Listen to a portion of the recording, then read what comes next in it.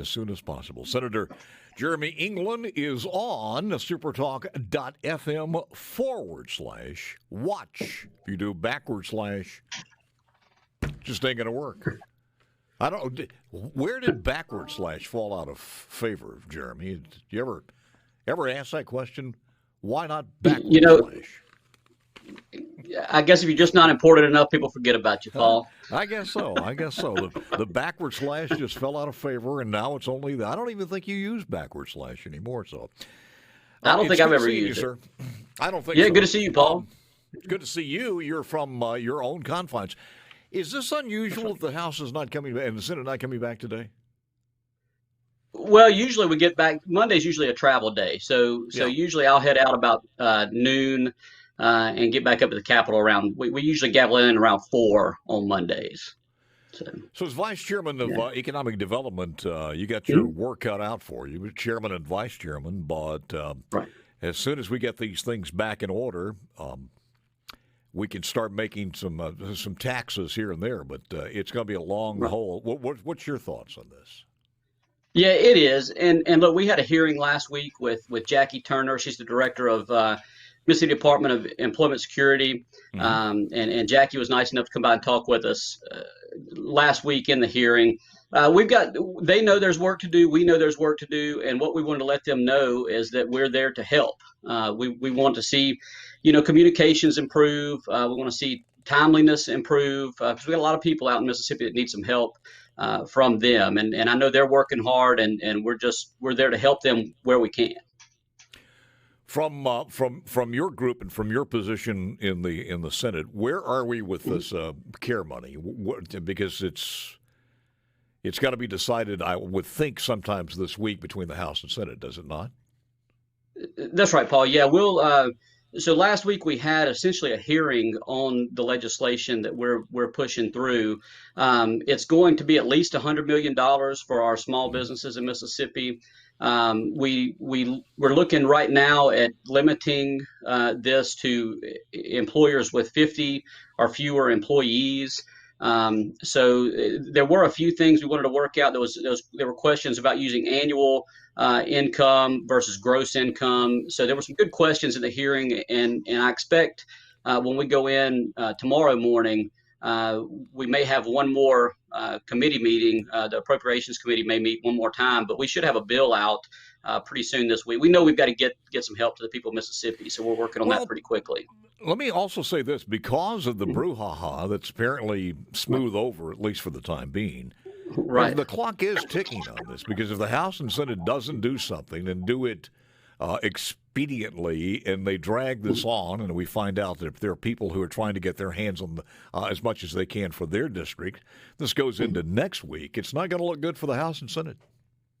Right. Well, let me say first, there's really nobody reaching out for their own districts, especially not in this legislation. This is for Mississippi businesses. It will be distributed. The money will be administered by the MDA. So there's no grabbing back and forth on this. I'll say that I am very glad that the governor and lieutenant governor, speaker, and all of us have come together because, like you say, the more we delay on this, the worse it is for regular Mississippians. But we'll have something out on this week. And look, we had a hearing on Friday. It was a very good, productive hearing.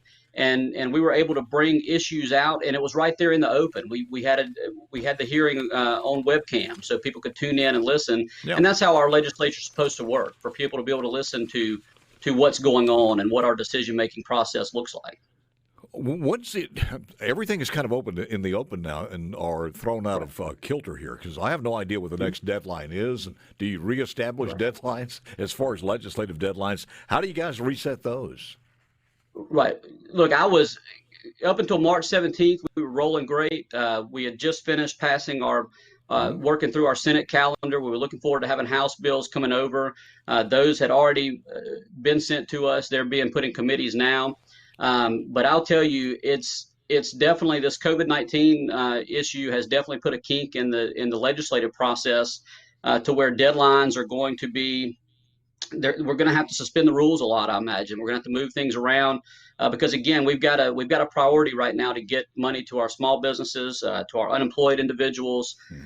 We've got other crises on the horizon. I'm sure we're going to have to deal with keeping people in their homes. You've got foreclosure issues coming up. You've got utility bills coming up, and so we've got a lot to look at. But there'll be a lot of late nights that I think all of us are ready to put in up there to make sure we get our bills and regular calendar work through as well. We're not unlike in the situation of other states. As a matter of fact, in some cases, we're better off than some other states.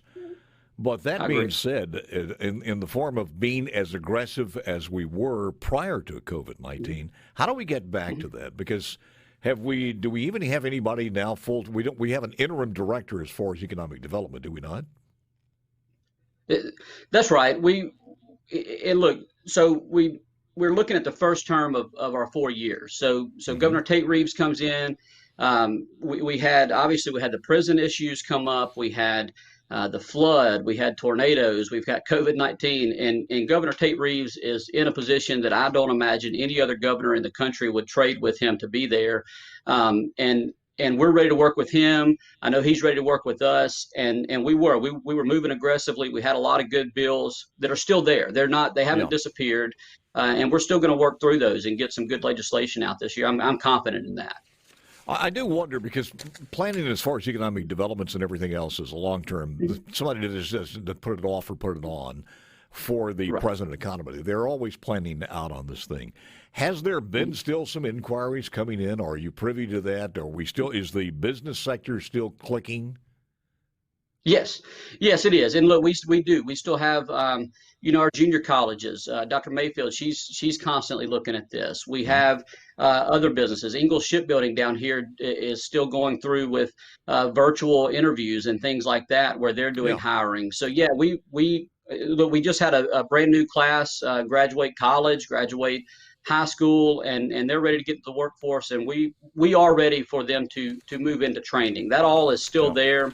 The money that was appropriated to that is still there, and I don't think will be affected by this. And we're going to make sure it's not. We might have to do some, instead of workforce development, we're doing more maybe on the side of workforce rehabilitation right now. But we're going to make sure that our economy is ready and that we have the best prepared workers right here in Mississippi to move forward with that. Yeah, and as I mentioned earlier, and again, Jeremy England, Senator England from District 51 in Jackson County, Vice Chairman of Senate Economic Development, is my guest this morning. On Twitter, at Jeremy England MS, by the way, if you want to get on the Twitter account. So the numbers are a little bit fabricated as far as unemployment, whether it's nationwide or in the state of Mississippi, because when these people start coming back, that unemployment number will come down. That's correct. Yeah, and look, I know Governor Reeves mentioned this last week, and I think we all need to mention it. Whenever people have their jobs come back available for them, when they're able to get back to work, regardless of what they're making on unemployment, they need to jump right back in and get back to work for us. It's better for all of us. It's time for us all to work together, excuse me, on that. And so that's how we need to look at this. And we will. Those jobs are coming back available, so people need to get to work. Any bills that you have out there, Jeremy, that you're working on? I have several. There are several bills that I've co-authored. I did have a few bills that didn't make it through this year that I'm looking forward to working with some folks next year to work on. But really, I'm trying to focus on all of them at once and make sure we get good legislation out there. Well, look, thank you for joining us, and I think we're developing a lot of pros as far as video now. We're all learning this. Right? Yeah, that's right. That's right. And look, I'm completely dressed this morning, so I'll tell you that much. I know that's kind of people might be guessing now. Hey, look, you could have your pajama bottoms on. We don't know. We don't care. We don't even want to know about it. Right. So right. I look good from here up, right? I mean, this is. Hey, that's all that counts. Thank you, man. Appreciate it very much. Hey, thank you, Paul. Have a good day. You got it. Jeremy England, Dr. Jennifer Bryan.